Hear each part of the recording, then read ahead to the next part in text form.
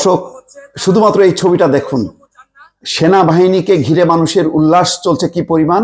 শেষ পর্যন্ত সেনাবাহিনী যে জনগণের পাশে থাকবে, সেনাবাহিনী কিন্তু সেই কথা রেখেছে এবং সেই অনুযায়ী উল্লাস চলছে। আজকে সমস্ত জায়গায় শৃঙ্খলা সেনাবাহিনীর কাছে।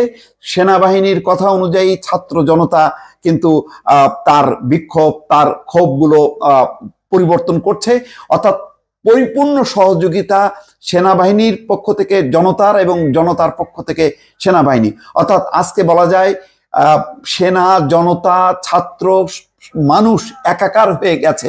আজকে অন্য সংস্থা পুলিশ তারা বেকায়দায় আছে। সকালের দিকে তারা কিছু সাউন্ড গ্রেনেড মেরেছে, কাঁদানে গ্যাস নিক্ষেপ করেছে, সেটা হলো প্রথম ভাগে। কিন্তু এখন পুলিশ একেবারেই সরে গেছে। রাস্তার মধ্যে, ঢাকার রাজপথে শুধু মানুষ আর মানুষ, আর ফাঁকে ফাঁকে এই যে দেখুন দর্শক, অগণিত মানুষ, মানে কোটি মানুষের এখন সমাগম ঢাকার একেবারে কেন্দ্রস্থলে। এবং বিভিন্ন জায়গায় সেনাবাহিনী দেখেন নিয়ন্ত্রণ করার চেষ্টা করছে, অর্থাৎ যাতে কোনোভাবেই এই মানুষ যাতে বিশৃঙ্খল পরিস্থিতি তৈরি না হয়, সুশৃঙ্খলভাবে যাতে উৎসব করে।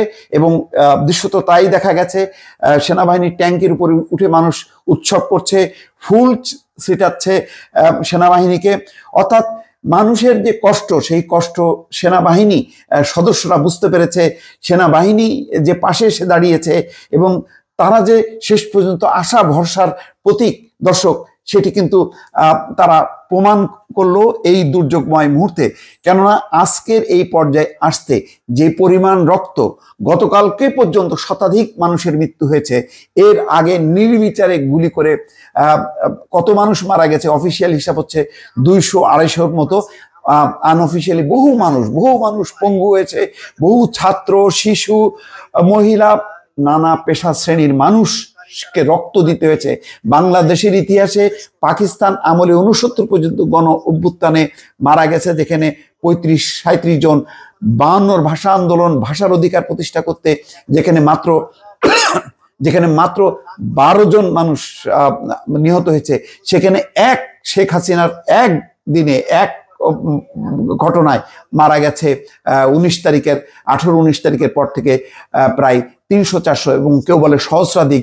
বহু মানুষের খবর নেই। এর আগে 15 বছর ব্যাপী মানুষকে গুম, খুন, হত্যা, কত মানুষ মারা গেছে।